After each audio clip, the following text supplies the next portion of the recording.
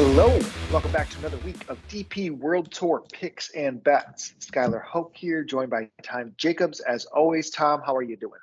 Yeah, good. Yeah, glad the BMW International Open is out of the way. I think I've said that a couple of times recently, but like Marcel Schneider was playing pretty well until he wasn't. Pablo had a really good chance to get in the mix and just disappeared. I think he made like a 8 on one of the holes in the end.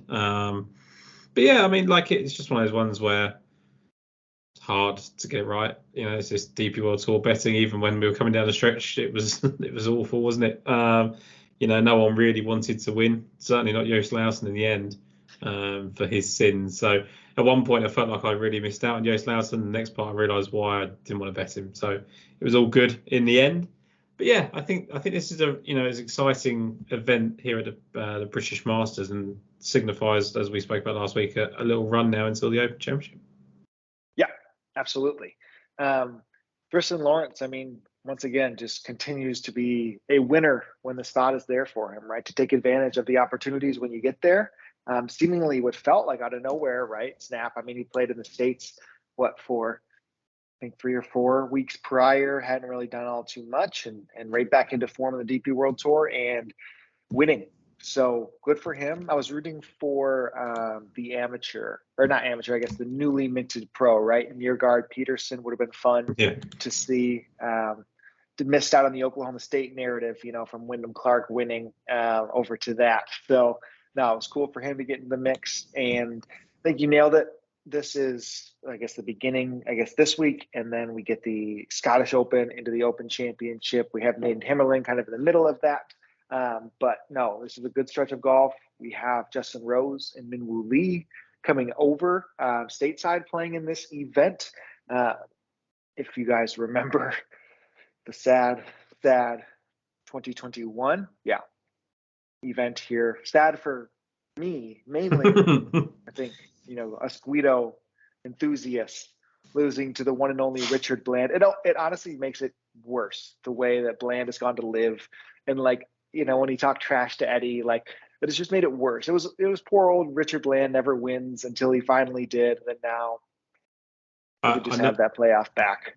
I noticed he did a podcast this week as well, which I need to listen to as on National Club Golfer. And I think, judging by the headlines, he's not very complimentary about Jay Monahan. So interesting to see. Someone that definitely got off his tracks a little bit, off his skis, above his skis, whatever you want to call it. Richard Bland. He took him so long to win one event and then suddenly was like an advocate for the tour, right? But yeah, that was heartbreaking for Guido fans. But I think at the time everyone was really happy that Bland won it. He then went into the US Open, didn't he, and played well. And it just, I don't know, it seems like a long time ago now. I mean, it was a couple of years ago now, but it does seem a really long time. And I guess we've had a couple of dramatic wins here, because Ollison marked his comeback with a win here last year with an eagle birdie finish to knock out Soderberg, who was sitting in the playoff places, and Ramsey, who was one shot up going into the final hole and put it into the water. So it's a really dramatic course, this, I think, the Belfry. But going back to Tristan Lawrence a bit, like you said, it sort of seemingly come out of nowhere. Even his stats suggest he shouldn't have won. I don't really. You look at him and you just think, what did he do well? It's not a lot. He putted pretty well, but he's a pretty marginal gainer in every category. I don't really know when Tristan Lawrence. I've tried it a couple of times, just thinking he's quite big odds, but it's really hard to catch him right. Yeah, he's one of those guys that you probably should, like Pat did for a while, just blindly bet, right? He's somebody who has that upside in him, and hopefully we see a stretch of form. I mean, last year, it was at the Open Championship, right, where we were intrigued by him. So this can kind of get going. Starting this event is really when I look to see that DP World Tour form leading into the Open Championship, as we've had a lot of guys tick some boxes heading there before. So before we really dive into the odds board, again, we are playing at the Belfry this year. So I think it's the third time. Third time that we have seen it in succession. It was hosting it back in 2008, old Ryder Cup venue. Here it has, I think 4 Ryder Cups, or I think the last one being in 2002 when Europe won. The Belfry, I think the finishing holes, I think, are great in that sense. It can be, I don't want to say overpowered. We've seen Rasmus Højgaard win. We've seen Richard Bland win. It kind of allows for many skill sets to show out. And arguably, it's going to be a tough test. You're probably going to see low teens at the best from a scoring standpoint. Some really good, I guess, risk reward holes, you could say, in some ways. Waters in play quite a bit. Mike Miller always does a good breakdown of the course if you looked at, smart golf bets on that side of things. But what else could you say about the Belfry? Yeah, I think it's one of those ones. I think you summarised it pretty nicely. Like we've had 13 and 10 under win here over the last 2 years, and Bland and Ollison are not. Bland obviously not. Ollison can get it out there, but he's not a massive hitter. Guido is a bigger hitter. Soderbergh can hit it a long way, but I don't think you need to be. Ramsey proved it last year. You don't need to be the longest hitters. I do think it can be.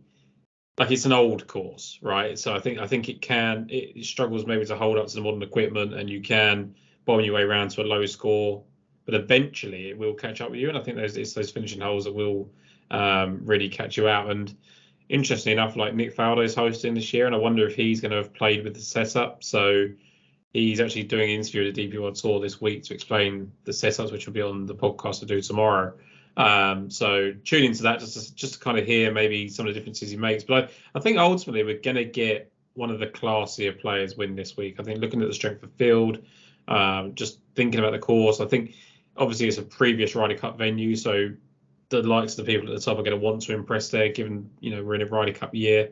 Again, I don't know. I don't suppose Luke Donald's looking at it going like, I want people to have played well at the Belfry, but for people in their head thinking, I've done it on a Ryder Cup course in tough conditions is probably a win for them. So, nothing too much to add to the course. I don't think there's any real one skill set that I would really focus on. I just think you've got to probably keep it in play as much as you can to give yourself the best shots at these greens. Yeah. Looking back at some of our historical shows on this, I think we just had backed inform kind of ball strikers. Yeah. Was kind of the way we went about it most of the time. And that led us to what almost was a huge week in 21. I know like Eduardo Molinari was in the mix that week when we were on him. That type of golf. Andy Pepperell was in a stretch of form when his irons could not be stopped. So kind of leaned into that for my liking. And, what we're seeing at the top of the odds board are, I would distinctly say, 4 priced golfers. We mentioned Justin Rose is here. He's 11s. Minwoo Lee, 12-1. Adrian Meronk, 14-1, and then Jordan Smith, who kind of opened at 25 down to 20-1 as we record on Monday. Tom, we each have a pickup here, differing, but I think we could probably make an argument either way for almost every single guy. Yeah, so I think actually, interestingly, I've been a massive advocate for Justin Rose all season, and people that have listened to podcasts will probably be bored of me saying I think he can win because I think I've backed him in every major so far, but I think this is actually the first time I looked at Justin Rose and just thought, no, not this week. And a lot of that is to do with, the price. Like he's an outright favourite, and he's a shortish one at that. But ultimately, it's not the best golf course for him. It hasn't been over the years. So adding that in, the travel, I'm surprised he's actually playing. I'm not actually sure what the motivation is behind that. Maybe he just has a bit of time at home this time of year. But I was close on Minwoo Lee. I backed him last week at 80-1 at the Travellers Championship, so I could definitely make a case for him. But it's Adrian Meronk for me who stood out, and I just think it's that flaw that I spoke about just off air before we came on with Meronk, that every time he seems to return to the DP World Tour events, he plays pretty well. So, going back to his Australian Open win at the end of last year, he was then 10th for the Abu Dhabi Championship, missed the cut in Dubai, but then finished 4th at Ras Al Khaimah. Went on a stretch of run of events in America before going to the Masters, and then he was 21st at the Career Championship when he was higher placed at one point, 5th at the KLM Open, and 3rd at the BMW International Open. So he just seems to have this really safe floor now, I think, for Meronk, and I just trust his ball striking. He was 3rd here 2 years ago, probably could have won that. And I just think of the group, he's the best price, and that's kind of how I got there in the end, because I don't think there's too much in it between him and Minwoo Lee. I think Minwoo Lee maybe on the bigger stage has proven it more than Meronk has so far, but I think at this type of event, there's not much between the two. Yeah, I don't disagree. Like I said, I do think there's an argument to be made. Even Rose at the number he is, Minwoo very close. hard to wrap my head around with Min Woo is I feel like he is playing at courses that I did not anticipate him to do well. If you look at the Players Championship, I mean, to me, he's a big hitter that hits it a little bit everywhere and doesn't Yeah. rely on his irons as much, but can chip and putt with the best in the world, which I guess plays everywhere, right? Makes sense at LACC. But last week was claustrophobic. It was tight. It's similar to what even this week could be. So the parallels of that do make some sense. Meronk, of course, continues to have such a great summer leading up to the Ryder Cup. Where I'm leaning, and maybe this is just due to a little bit more of the recent form and maybe a price discount in that way, is Jordan Smith. I think the struggle that we think about when we bet Jordan Smith is what? He's not a winner. He's not somebody who, we trust on Sunday, right? One win in 22, and this win prior to that was in 2017. And that included just an incredible stretch of golf in 2022. But finally getting over the line at the Portugal Masters was great to see. We talked about him on the U.S. Open preview show with arguably zero interest, right? He had shown ball striking the week prior, the Porsche European Open, his best irons of the entire year.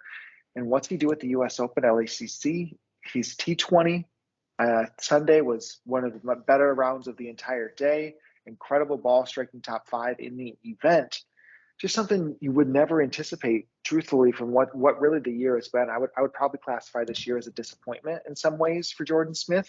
And that's being maybe harsh because he is top 25ing most every event. But the expectations are now a different level.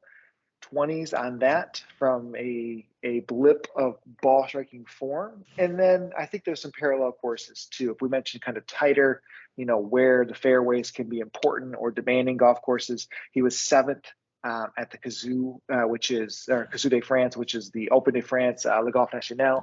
I think that could be something that could be a little bit of a parallel. I like to see kind of that encouraging finish. He's been fine here, right? 21st and 17, last 2 times out.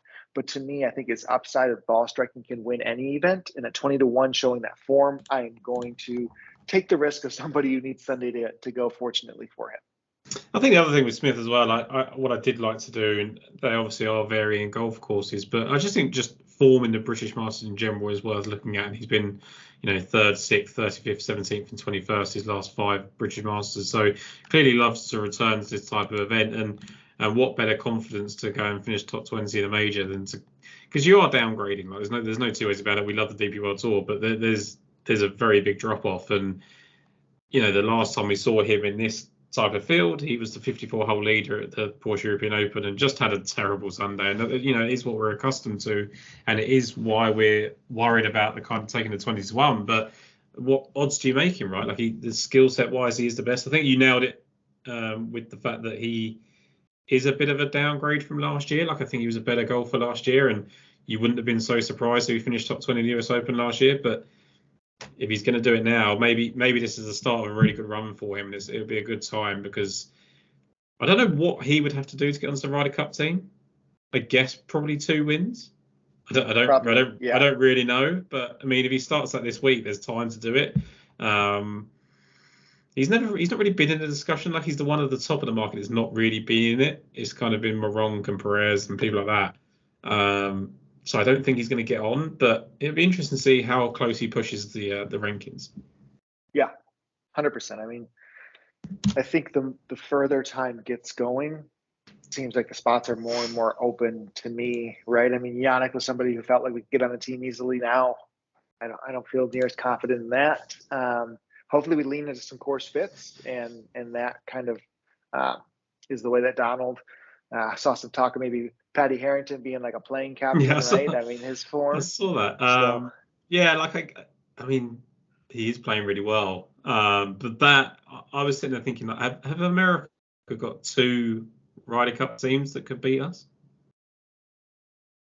No, I'm not saying that the Europe live guys, like yeah, like I mean, like I'm not saying that Europe are going to. You're saying the second tier America. Yeah, like I'm saying if you built 2 teams to the Ryder Cup for America, I think both of them could give Europe a good game in Italy. And that's not to say that Europe can't beat the better one. I think, there is just something about Europe playing in Europe that really, even if I don't think the course particularly suits us this year, there is something about it, the camaraderie and the team spirit that leads us to wins. And I feel so much better about the Ryder Cup team than I did at the start of the year. But you just look at like the way Denny McCarthy and Wyndham Clark and Keegan Bradley and all these people that are playing that weren't even mentioned at the start of the year for the Ryder Cup. You just start to think that there must be another second team that could probably be competitive. So really, we need people to step up. And you want a Robert McIntyre to go and own a place. Like he's a winner in Italy, and you want him to be one of the better players. He's a contender at the major. Like we need someone. Obviously, it can't be Minwoo Lee, but we need someone of that ilk that's really showing up in majors. And I don't know who that's going to be at the moment. Perez is going the wrong way. It's slightly concerning, that final spot in the team, I think. Yeah, I don't disagree. And we would love, somebody to just really take command and be fun to watch and lead into the Open Championship and beyond. I think that's a great start. And there's some big events in the DP World Tour, right? Yeah. It could be Aberg at this rate. The way he's playing. Dumate start. The one thing I was going to ask you this. Those guys have to have a DP World Tour membership, though, right? So would they have to start playing some of these events? Yeah, I mean, I don't know how, because they keep talking about Aberg like he could actually be in the mix. So there must be some sort of like special thing, or they're just going to let them play the next 3 or 4 events that, like, you may just see them in Himmerland, and it's just. I don't know. I don't really know how they're going to do it, because otherwise you are going to be stuck with the pool of players of, Yannick Paul, Victor Perez, and Robert McIntyre. Like, so, I think at the moment you're right. Like, they can't play. I just wonder what they're going to do to maybe get them on the team. I think with all this, the shake up of all the mergers and things like that, I think there's still some questions to be answered there. Yep, probably a pod for another day. Yes. Let's continue down the board. I have a little bit of a gap in the mid-range for me. Tom, is there anybody sticking out to you? No, like, I mean, my next pick is obviously in the 50-1 range. I think for me, it's, if we were looking at that 30-1 range, we kind of discussed Alexander Bjork before we came on. I understand that. I do get it. Robert McIntyre is starting to look big. We just mentioned him at kind of 37-1. Lowson's playing well, 42-1. I thought Campillo was interesting. He's the one before my next pick, but he's got a decent record here, I believe, in a couple of starts. So, I mean, he's finished 7th on his first start here, so that would be of interest. But I got to Richie Ramsey in the end, and he was actually the first player, Richie Ramsey, that I backed this week. I just felt really strongly about him. He's just finding form at the right time. Like, he was 7th at Sadao, where he was 5th going into Sunday. He was 39th at the KLM, but he was actually 8th at the halfway mark. And he finished 5th at the Scandinavian Mixed as well. You look at his last couple of years here, 43rd and 3rd. Obviously, we've mentioned last year when he found the water trying to find a hole that he could have won. When he was 43rd, he was 16th at the halfway stage as well. So he's in really, he really likes his course. He plays particularly well when he gets to the likes of, the UK courses. And his ball striking is just improving, which is why we're seeing the uptick in form. And we know with Richie Ramsey that when he starts ball striking, he's still really competitive on this tour. Looking at his last 4 starts in strokes gained approach, 28th, 2nd, 15th, and 31st. In tees to green as well. Really good, 18th, 5th, 19th, and 33rd. So to your earlier point about do you need to be a longer hitter or anything like that, I don't think you do. And Ramsey's proven that over the years. And I think he can carry that on this week. Yeah, what's intriguing to me about Ramsey too, I mean, you mentioned the 7th, I think it was the 7th, right at the Sugal Open, where he got better progressively. That's another tighter tree line course where you can't really overpower it. And a lot of the parallels that people made, I think Jamie Worsley was making some of the parallels, was like courses that Guido has excelled on. And you think of those like style courses, it really has been like these Parklands tree line where you can't just overhit it. Power hitters can play well, you can get out of the rough, but it suits a guy like Ramsey more. I'm pretty intrigued. I'll have to think about that on the pod. If I want to get in on him, he just obviously, like Jordan Smith, makes it a little bit worrisome when the Euro Sundays show up, but always fun to root for him. Speaking of Guido, he's just maybe somebody that it's getting a little scary that we do all flock back at one time. Any sign of life, everybody runs. not just walks, gallops, maybe throws in each way if you see around. We are running at him. I think he's on every betting card pretty much so far that I have seen posted. And to no surprise, he's on mine, right? 70-1. He finished 10th last week, progressively got better, 4th and 6th with his approach on the weekend. When we looked at Saturday and Sunday strokes gained, and showing up to course, obviously has had success. He did miss the cut his next time around. But again, if I looked at like Le Golf National, that feels like this type of style it could be. Guido obviously won there last year, arguably out of nowhere. So 70s for him, I think, is absolutely being bet because I do not want to miss it. And I feel those boxes are being checked. You even were intrigued at Guido. He opened at triple digits for anybody that was up early this morning. Yeah, like I messaged you when you probably weren't awake this morning, and you probably told me to piss off under your breath. But like he was 100-1, and I was really interested then because you're just talking about a person that lost in the playoff and then play really well last week. It's a very simple formula.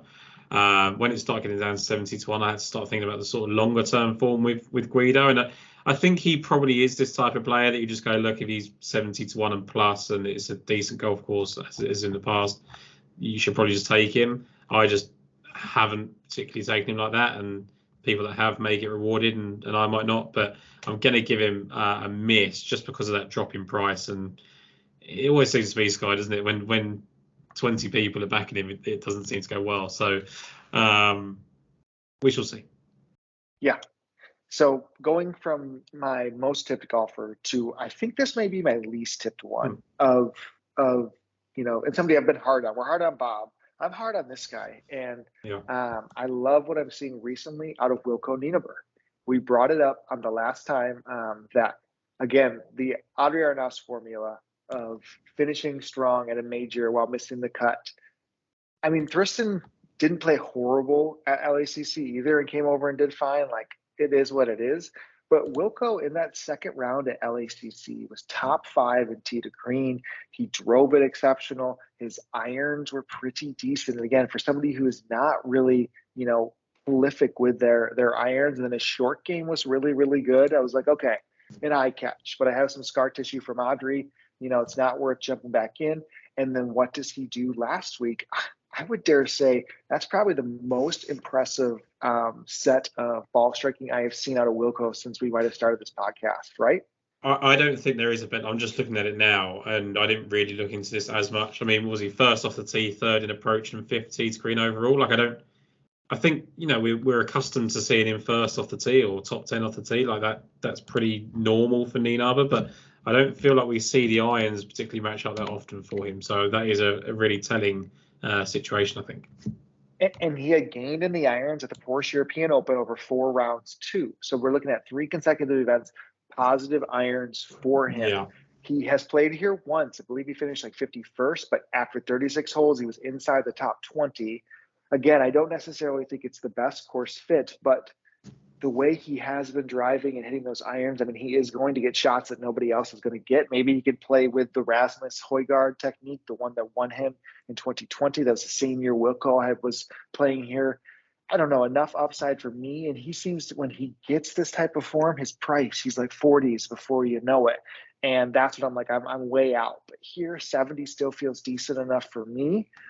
He hasn't had that much success at these type of courses, but man, trending ball striking like that for somebody who has that certain skill, if he can find the putter, in which he has in the past, it's not the best, but he has shown up with it. I think Wilco can contend. Yeah, so it's funny because we've sort of said between us that we don't think it can necessarily be completely overpowered.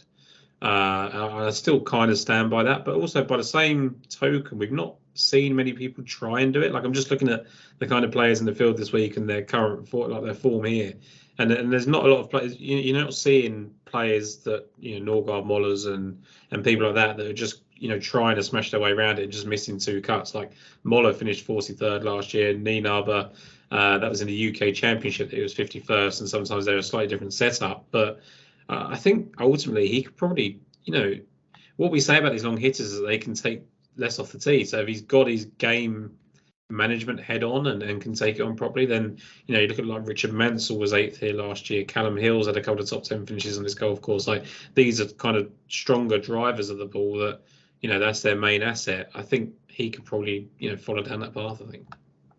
And I mean, truth be told, for Wilco, like he is a bigger name in general around the DP World Tour, but he's been finding himself in spots without good status, or like, I mean, he is 141st on the DP World Tour Rolex ranking. He's 34th on the Challenge Tour.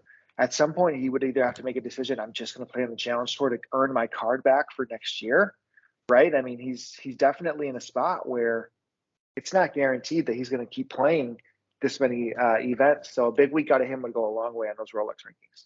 Yeah, like his putting's been brutal. Like Terrible. he was 12th through 36 holes at Sadao Open. So we're talking about like the right golf course, there. He was 12th going into the final round at the Porsche Caribbean Open and shot an 80. And then even last week, he just got better every day.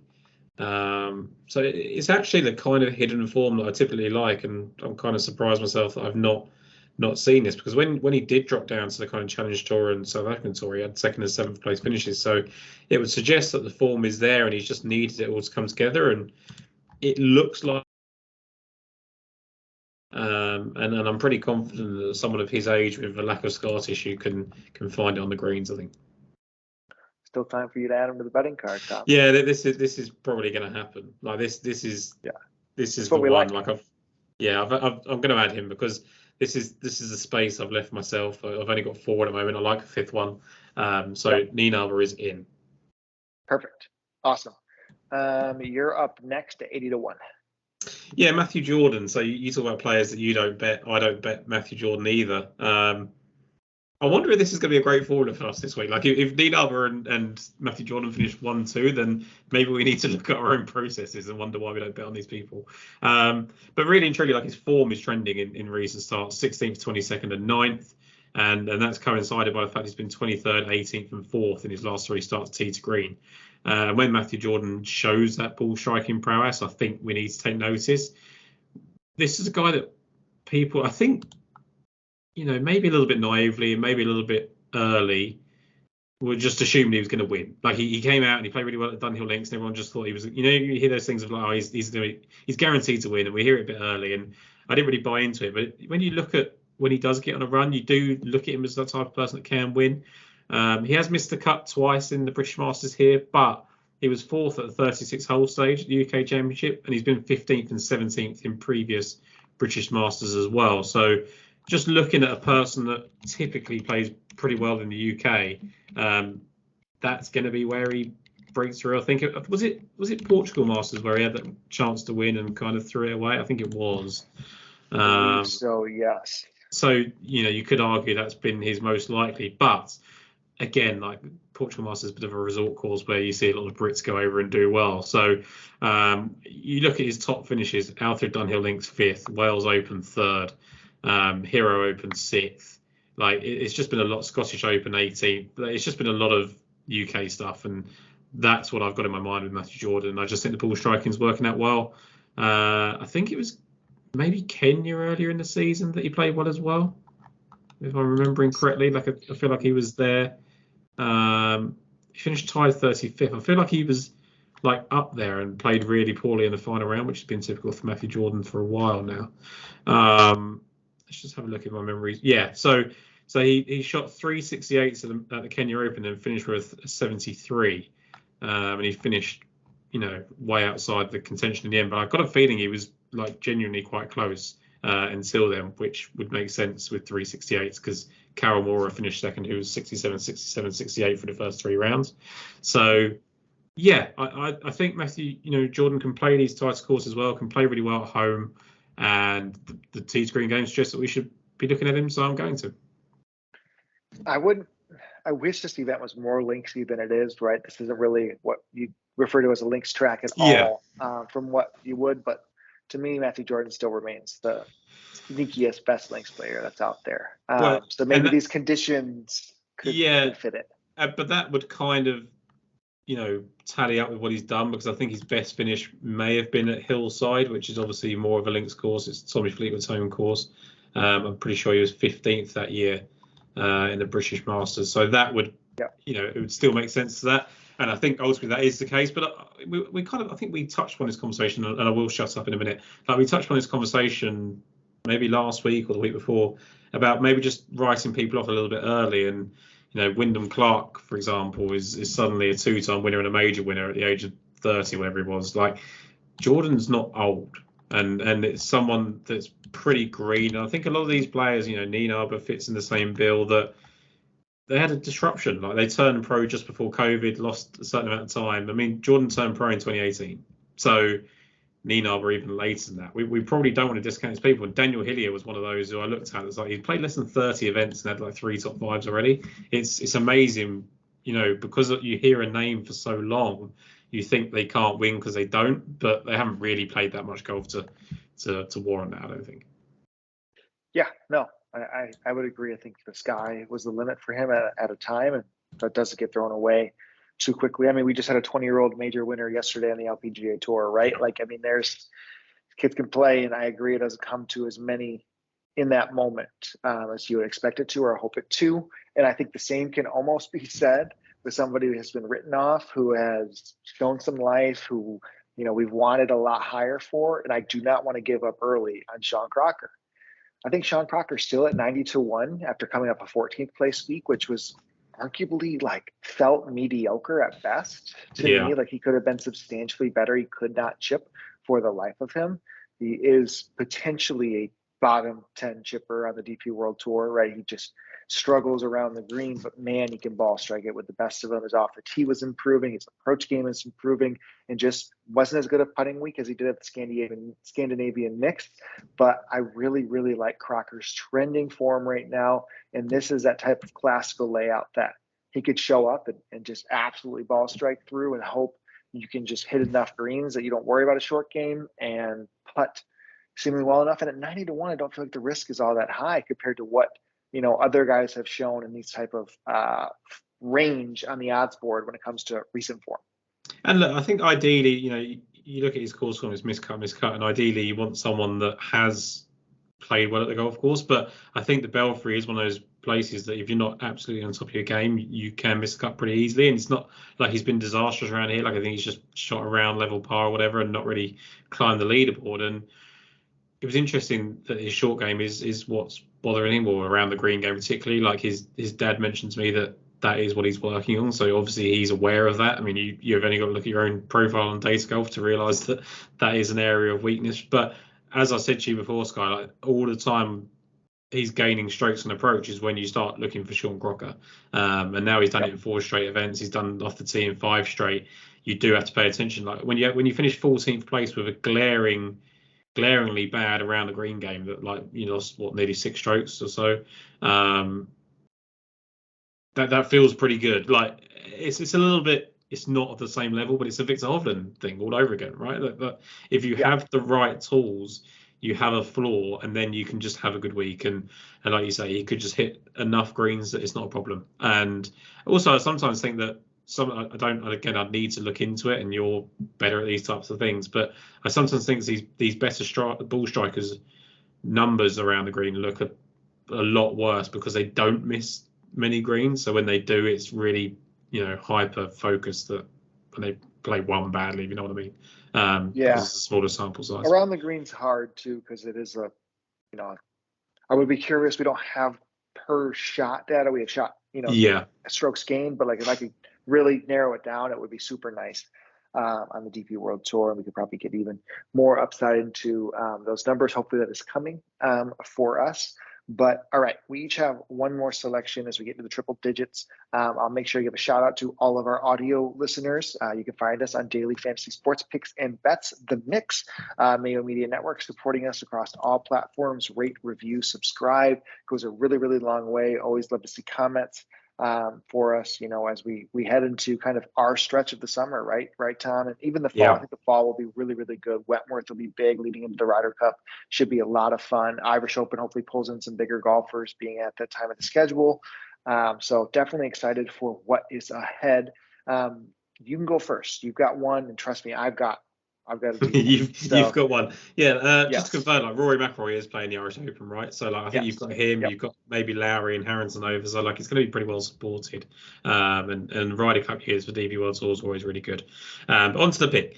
So we talk about feel good stories, and we talked about Richard Bland, although it wasn't feel good for you, it was feel good generally for tours and supporters, right? I think Justin Walters fits in that category like tremendously. This is a guy that's been out here for a long time and hasn't been able to get it done. He's been second at the Portugal Masters, second at the UK Championship. He lost that playoff, I think it was to. I don't know if he lost the playoff or lost on the final hole to Rasmus Højgaard. He's had multiple second place finishes and just not been able to get the job done. And you might wonder then why I'm going to bet him, but I just think that the way he's played on these types of golf courses, he tends to play really, really well in the UK in general. I've seen him pop around in Wentworth and things like that and hang around for time. So I like that. But yeah, his starts so far don't necessarily jump off the page. But when you look into it, it's 6 straight cuts. He actually only just missed a cut in Japan, which would have made it 8 in a row, because he made the one just before that as well. And he shot a second round 68 there. So generally speaking, playing really, really well. He was inside the top 20 at the halfway mark at the Italian Open. When he was 39th at the European Open, he was 12th going into the final round. And he was 21st at the Scandinavian Mix, where he was 5th at the halfway stage. You then look last week, he finished 26th, and he was only 1 shot shy of the top 20. He's just been really consistently in and amongst it. So yes, it's probably a top 20 play. But looking at his 3 starts at the Belfry, 2nd, miscut, 3rd. Really, really impressive. Obviously, the 2nd was at that UK Championship that I mentioned there, where he was wire to wire up until the playoff loss. Then he missed the cut in his British Masters debut here. But last year, he was 6th after the first 2 rounds and actually got better over the weekend. 4th after round 3 and 3rd after round 4. And I just wonder if that's the kind of thing that sticks in a player's head like that. Look, I took a step forward when everyone was going backwards. I can win here. He probably circles places like the Belfry as one of 3 courses that he can win out of the season. And just the way Justin Walters is striking the ball, just the way that he's played in recent events, I was really, really impressed. So, what is he, 140 to 1 now, Sky? Really impressed with Justin Walters. Yeah, like you just look at location form, look at event form in the British Masters, Wentworth and things like that. Justin Walters sticks out pretty highly for someone in the triple-digit range. And his approach play is pretty good, and tees green is solid as well. So I'm going to give him a chance to get that first win.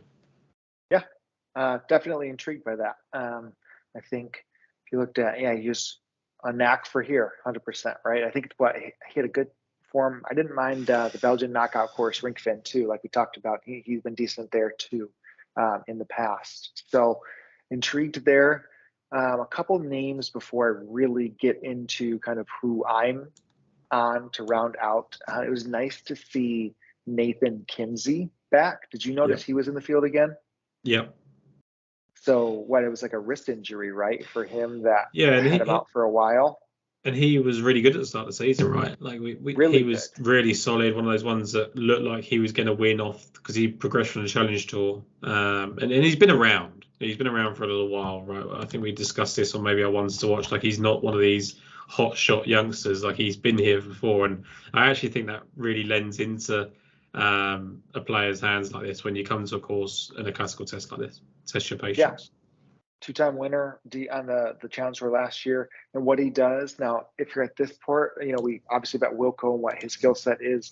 I think being extremely accurate could be just as well. I'm assuming with how wet it's been over there, that's going to be some thick rough. It's going to be difficult to play from at times.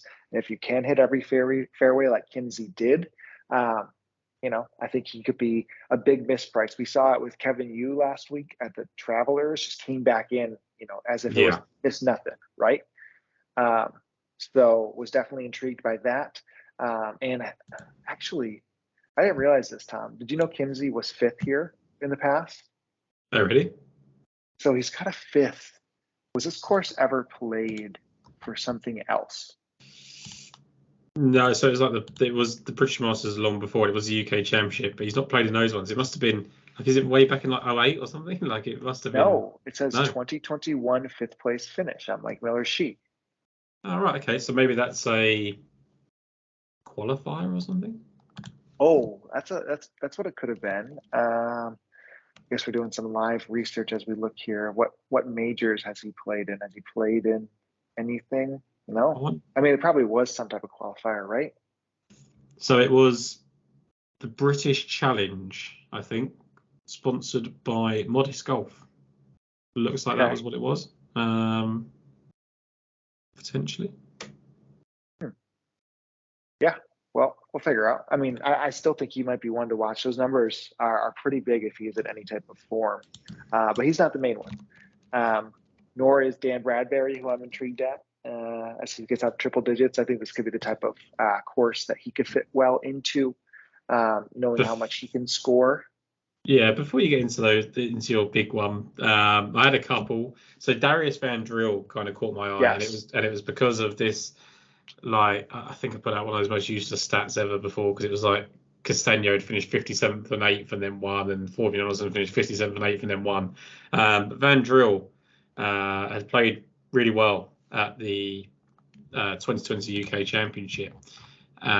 He was 11th, which was pretty impressive for someone of his stature, and he's been 57th and 57th in the two British Masters, shot second round 69 last year. But I was just looking at his current form, and again, it looks like someone that maybe is just improving as we right in front of our eyes. Really, he was 22nd at the Sadao Open, where he's 11th going into the final round. He was 21st at the Scandinavian Mix, 16th going into the final round, and then 12th last week at the BMW International Open. Then you look at his kind of ball striking, it's pretty solid. So, I mean, he's something like 350 to 1. Certainly think he's the type of person, Van Driel, that can fill out, your DraftKings lineup. 16th, 25th, and 8th, his last three starts in strokes going tee to green. And then the other one, Sky, who just picked Nienaber in terms of strokes gained approach last week, JB Donaldson. He gained 6.5 strokes in round 2 on approach last week, and then was 7th on the third day. He was actually 63rd, probably the worst of anyone in the field on day 4 in terms of approach, and still finished the week as the top guy off in approach. So that's interesting, because he was 8th here last year, and a little bit like Justin Walters, like he just plays his best when he comes to these types of tracks. Like I think back to, was it 2021 at Wentworth, where he actually had a chance to win? I think he had a chance to eagle on the last. And that sort of thing just sticks in my mind as someone that, you got him, you've got the likes of Soren Kjelsen and people like that can just really get around these shorter golf courses and still contend. So those would be two around the 301 mark before you get to your big bombs, guy, that I thought were worth mentioning. Yep, and confirmed that was the Challenge Tour Kimsey in Excellent. 2021. And how could I forget that Hugo Leon won that event, the one and only. So confirmed. So intrigued definitely by Kinsey. I'm going to see if I can get any pressers. Maybe he could be a late ad if it's intrigued. But the golfer for me is none other than Pedro Figueiredo. I think misprice is tough when maybe you're 1,000 and maybe you should be like 300. That's probably the same as like 25 to 20 to 1, right? Like that type of movement in percentage. It might even be bigger from what Jordan Smith had this morning. But I have a tough time thinking Pedro is not in sneaky good form. We talk about Tour Tips. Tour Tips has him as the 30th ranked golfer in terms of recent form right now in the last 8 weeks. And that comes off the back of 3 top 25 finishes in his previous 4 events. I guess top 26, 26th last week, 14th, miscut, 22nd, 57th, his last few times out. What Pedro does is he hits fairways. He used to be short and not able to hit fairways. He's coming around with his accuracy, especially as of late. Woke up yesterday morning. I mean, if you look at his previous kind of events, again, that he does, he's really just bleeding off the tee, even though he's gaining approach, because he is just so short relative to anybody. He's almost 30 yards shorter than the field average on those big driving holes, but his irons are okay. He was, I believe, top 11 in greens and regulation and second in accuracy last week. So you look at the incoming form, you look at what should be a type of course fit. He was 22nd at the Soudal Open not that long ago. And again, I woke up yesterday and he was top 10 going into the final round. I think he bogeyed the last 2 holes one of the days, either Saturday or Sunday. That cost him a really good look at a top 10. So all of that adding up, I don't believe he should be 1,000 to 1. I don't even think he should be half of that. I would have been intrigued still in the 400 range. Top 20s might be moving quickly, but I believe from a top 20 standpoint, he's one of the best bets on the board. 22 to 1 on that top 20 for me. And Pedro, I think there's just so much incoming. And we've been kind of keen on him. I believe during the break too, when they had a little like month off, he was winning Portugal mini tour events. Good vibes for Vote for Pedro. And I think that we can hopefully get him inside that top 20 this week. I also, you have thrown a real spanner in the works for me with this British Challenge, because if you look at the players that played well there, so Yannick Paul was third at the British Challenge, and I think he was maybe 15th here last year. He was 16th here last year. You mentioned who just started the conversation. Obviously, Kimsey hasn't played this event, but Chase Hanna was 15th, and he finished 8th in this event last year. JC Ritchie, 25th at the British Challenge, finished 8th at this event last year. Daniel Hillier was 18th at that British Challenge, and he opened with a 73. So he finished 68, 68, 67. I sort of put a tweet out about Daniel Hillier, and someone that, maybe to enact some patience with over the coming months, because he is really green and he's got some things to learn. But he's been in the mix like more than quite a few players around him in a short space of time. I think Hillier is definitely interesting. There is 100 to 1 on Hillier. I think that's a name to definitely look at. Yeah, absolutely. No, it's kind of and that was a lower scoring event. I think Hugo got to 19 under that 19. week. Yeah. Okay. All right. I think that kind of puts a close on that. Oh, actually, no, there was one other golfer I was going to mention. A golfer turning pro that people, they always expect me to bet. I'm not pulling the trigger, but I'm excited. Frank Kennedy is turning pro. He finished 4th in the British Am. Is that what it was yesterday, right? The guy. The amateur championship. Yeah. The amateur championship. Yeah, he finished 4th. He had lost to eventual winner from South Africa again, Christo Lambert. Or Lamprek, I think it is. So it lost to him in the final 4. Frank Kennedy, weirdly enough, he had basically been playing professional golf for the last 2 years as an amateur. He was actually cutting his teeth on the minor league golf tour down here. He lives or goes, he's from Southern Florida, had some really strong amateur events, won some pro events as an am, decided to basically play against in these mini tour type of events, was going to be in the Walker Cup, decided he wants to go pro this week. So he is teeing it up Frank Kennedy, I believe, at the age of 17. So excited for him to keep an eye out. Yeah, I think there was a lot of upset, not at him, but because I think it's hard, but it was a real blow to the GB&I's Walker Cup team that he's not going to be playing. I'm just wondering, Sky, whether this British Challenge maybe would have been played on one of the other Belfry courses, because I just wonder why it wasn't picked up on tooltips. So I wonder if it was played at because there's 3 courses at Belfry, so there's the Brabazon, the PGA National, and the Derby course, and I just wonder maybe whether it was at the PGA National or the Derby course, which would maybe explain why it's slightly lower scoring. So one for us to look into maybe, but either way, the results have correlated to success in this event, so it's definitely worth another look. I think that leaderboard. Absolutely. Okay, let's put a bow on it, Tom. Betting card. Yeah. So for me, it's Adrian Maronk, who I believe now is 14 to 1. Richie Ramsey, 50 to 1. Wilco Nineaber now, late ad with you, 70 to 1. Matthew Jordan, 80 to 1.